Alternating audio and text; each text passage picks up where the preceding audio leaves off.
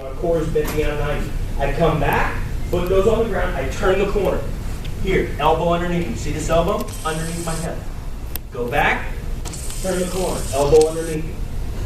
Now, another reason that your side control escape sometimes might not work whenever you do a hip escape, whenever you do this shrimping movement, is this elbow position. Again, it took me purple belt to get to it. But hammer feet, lay down. Actually, come on top. So put your arms on the shoulder. No, so you stand up, post up. Now, if you just flatten me out. Land it flat. Okay, go back. Two elements to keep him from flattening out. A, I always have to have a connection to the ground. This is my lifeline. If this foot's off the ground, he rolls me right to flat. So one of my first bastion defense is this. My elbow's in front of me, so what does that do? My back is curved. He flattens me out anyway. Now watch. Elbow is underneath me. Now flatten. Can't do it, right? I'm using no muscle at all. But my shoulders are square to my opponent. Lean on it again. As soon as this elbow, lean on it, just stay, post out, post out, post out. As soon as this comes here, I turn. If you don't hip escape with an elbow under your hip, unless you're Brock Lesnar against a guy our size, it's not going to work. But that's not jiu-jitsu. Just because it worked doesn't mean you're doing it correctly. Same size clone, the only way I'm ever going to get out is by using the correct hip escape. Once I make the explosion and I gain that 3 inches, I have to put my body in a position where I will not lose that 3 inches. Simultaneously, I have to be able to hold that 3 inches while expending no energy. That's not muscle, but here.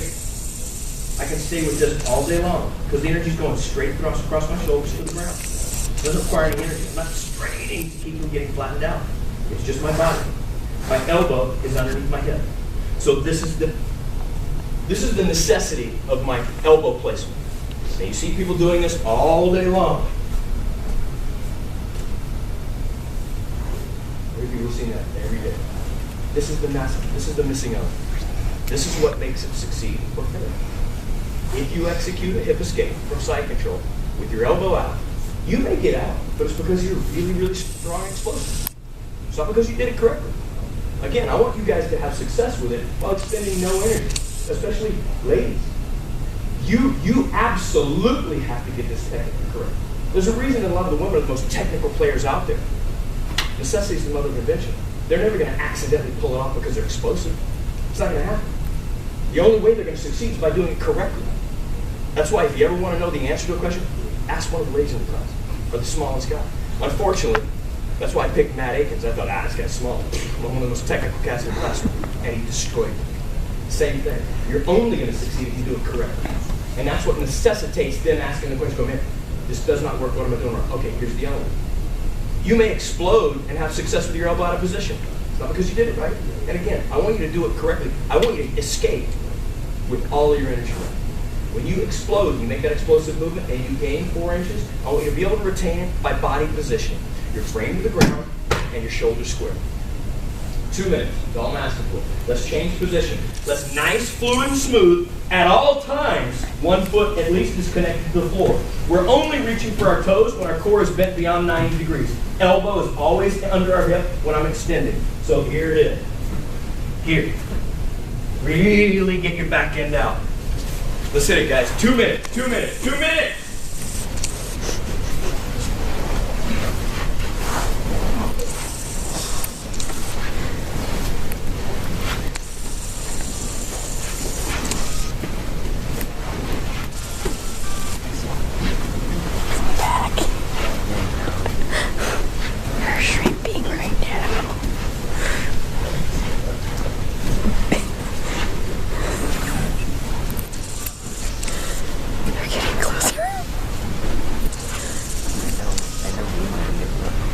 Oh God, of course I learned it from.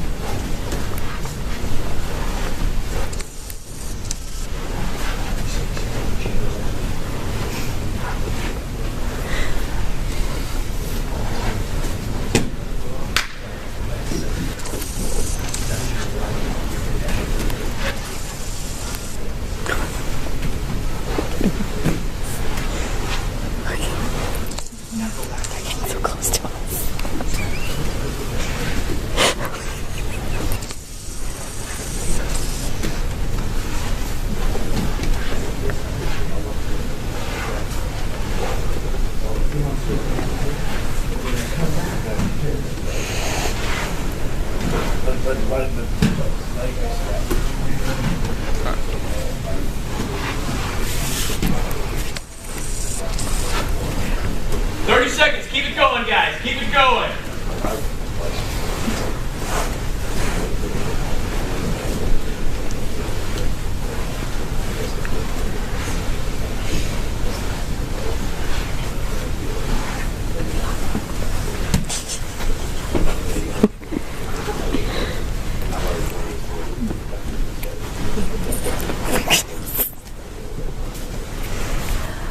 Time, guys. Everybody stand up correctly.